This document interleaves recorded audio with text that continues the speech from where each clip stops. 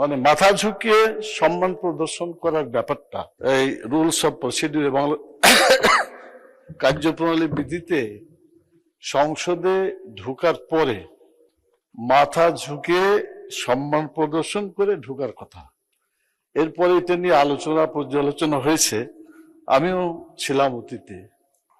শেষ পর্যন্ত একটা সংশোধনী এর ভিতরে আছে, সেটা হচ্ছে ঝুঁকিয়ে মানে মাথা ঝুঁকিয়ে সম্মান প্রদর্শন করার ব্যাপারটা, এটা ইসলামের সাথে সাংঘর্ষিক, শিরকের কাছে চলে যায়, সেজন্য এটাকে বাদ দেওয়া হয়েছে মানুষ।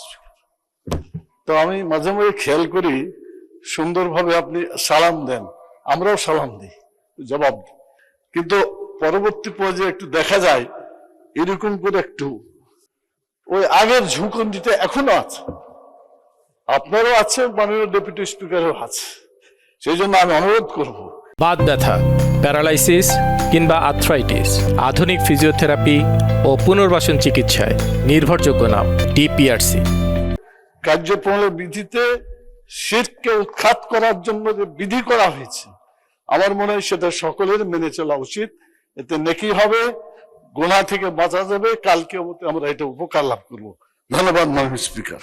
মাননীয় সদস্য, আমি রুলস অফ প্রসিডিওর দেখলাম, আরো একটু আমি দেখব, তারপরে এই বিষয়। এটা তো একটা সবার জন্য ব্যক্তিগত বিষয়, কেউ সালাম দেবে, কেউ ইয়ে করবে, সারা পৃথিবী সংসদে এরকম আছে। বাট তাও আমি দেখবো যে এটা বিগত সংসদে এটা বাতিল করা হয়েছে কিনা, এটা দেখে পরে আমি জানাবো।